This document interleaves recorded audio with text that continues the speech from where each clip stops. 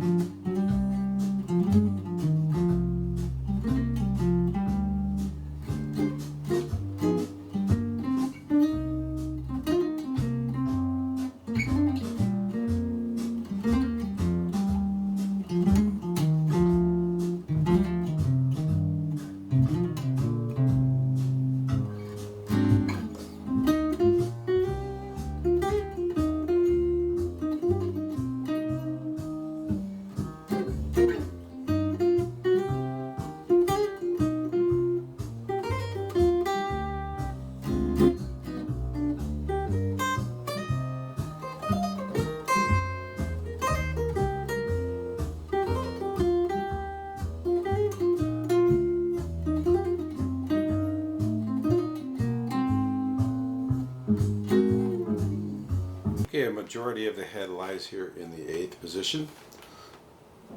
Okay, we start out, the intro, let's talk about the intro first. It's just C minor to A flat, sharp 11. So I came up with some voicings that make it kind of interesting.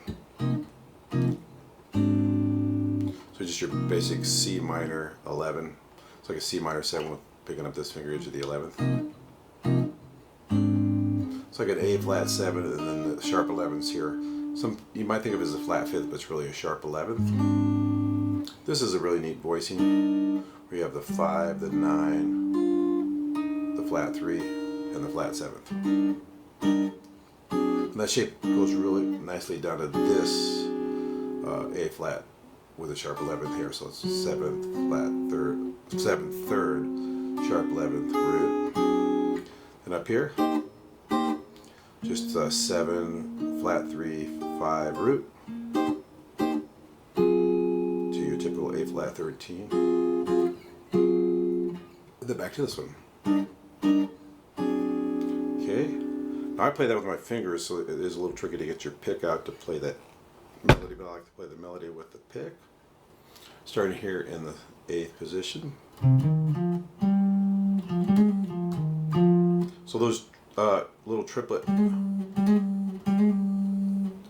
don't obsess on them, but try to get them as clear as possible. I do kind of slide into things subconsciously, so if you see that, you might decide whether you want to do that or not.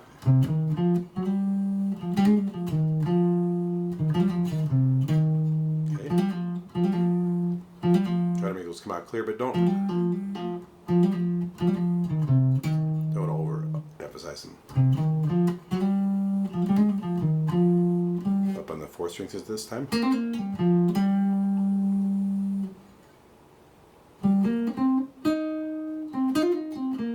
And this time it's on the 3rd string. Here you have to switch the 10th position to do the little trill there.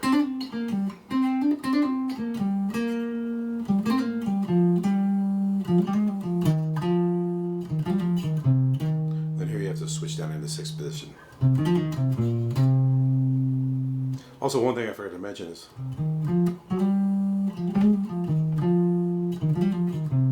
especially if there's no one else comping, you can just throw in a chord there. A couple chords, I guess, huh?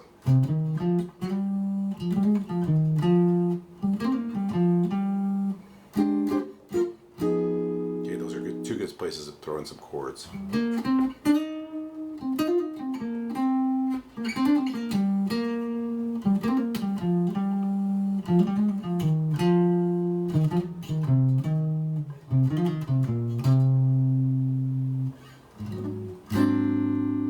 The second time through I play it up an octave, so check out the video and see if you can work that out in the upper octave.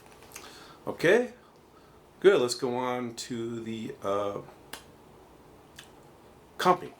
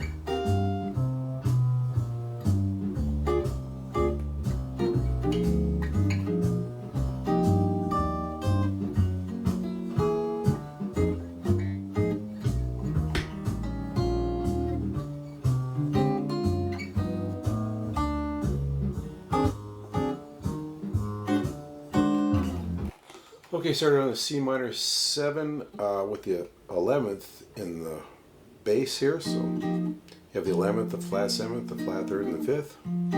It's easy to play chord, just to have a bar in the middle 4 strings. Then this is a often used voicing for the D minor 7 flat 5, which also has the 11th in it. So without it, that's the D minor 7. Flat 5, root, flat 3rd, 7th, and you just move this flat 3rd up to the 11th. This sharp 9 is kind of not really in the scale, but is more of a passing note. And then go to the flat 9. If you were thinking of a C harmonic minor there, which would be a common scale you'd use on that chord, on that G7, then this is not really in that scale, but so think of that note as more of a passing note. Maybe go to it quicker, huh? Here I just added the 9th on top, so same C minor 7 chord, then add the 9th, same thing here that I did before.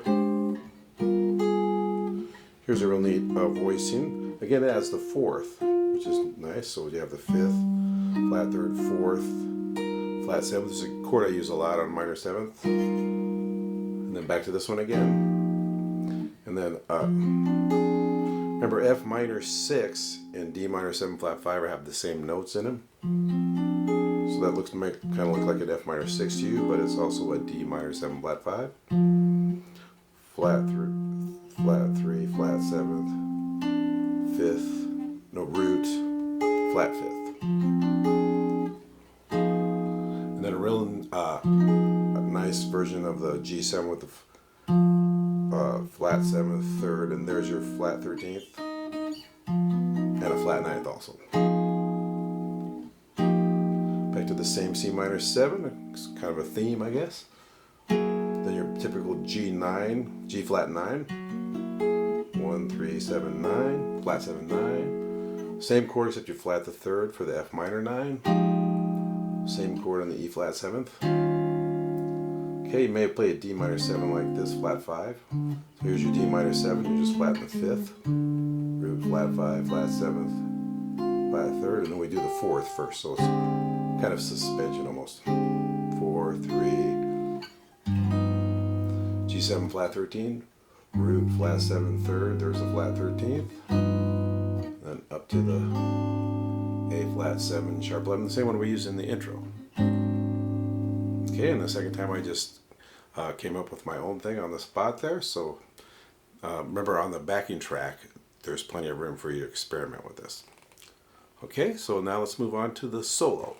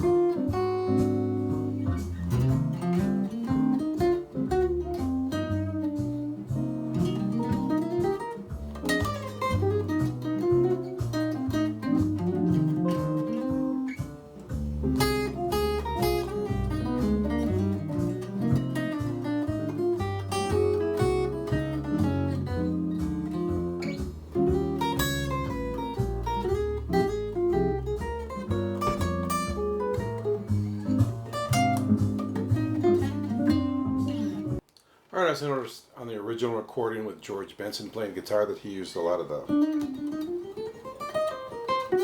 Dorian type sounds on the C minor chords here at the beginning, so I kind of used that to go with, and then I tried to add some of the rhythmic ideas from the head, and it starts out with that triplet thing that you see a lot. So we have that here in 7th position, the second up to the third and back to the second, to the root, 3, 4, okay, and then I'm just doing a C minor arpeggio sliding into the notes. Then kind of a bluesy thing here on the D minor 7 flat 5. That's the third of it, huh?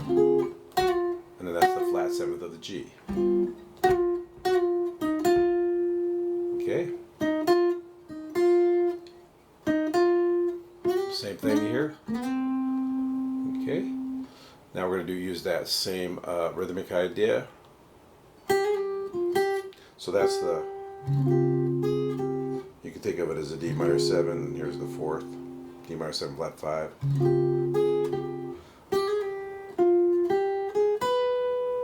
And there's our natural third for the G7. Okay, back to the C minor. So that's why it would be B flat on the C minor and B natural on the G.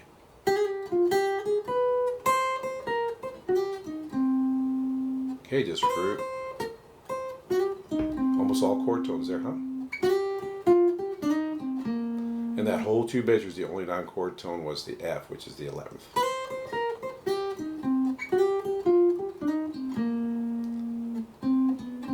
Kind of thinking of a C harmonic minor. Here you kind of raise your first finger here to 7th and slide it to 8th.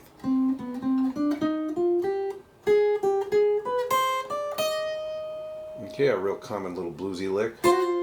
So remember, in a blues scale, you have the flat 5th.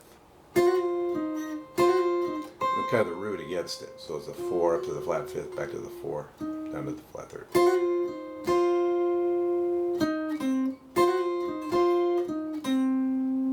Okay, here I'm kind of thinking of the Lydian dominant of the G flat 7th, which is also the same as a D flat melodic minor. There, notice I use that same rhythmic idea again.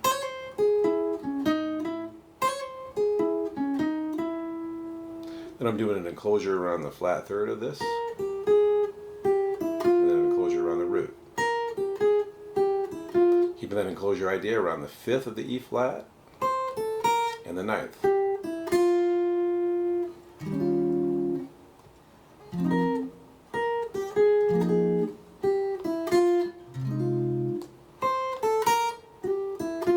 Okay, and then I'm just doing the 3rd and the flat 5th. It does go to that flat 13, I guess. I'm using the same lick I used on the G flat.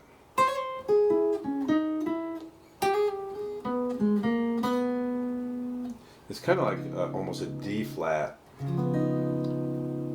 because that's the tritone sub of the G flat, of the G.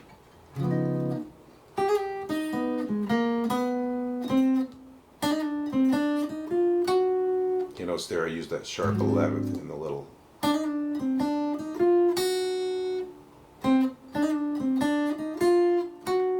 Get away just a little bit on that F. Okay, there's some ideas you can use to help you solo, and it's the second time through I just improvised, and there's plenty of room on the track for you to improvise also. Alright, there you have it. Great tune for jam sessions. It's kind of a blues, but it's a little longer. It's a minor blues, but it's 16 bars, and it's a really fun tune to play. A lot of people know this tune too, so that's nice. And remember, if you want to get the backing track and the recorded examples and the PDFs, go to my website, billapplegateguitarist.com. While you're there, if you like this content and you want to see more, feel free to like and subscribe. And I hope this is something you can use, and you have a great day. Thanks a lot.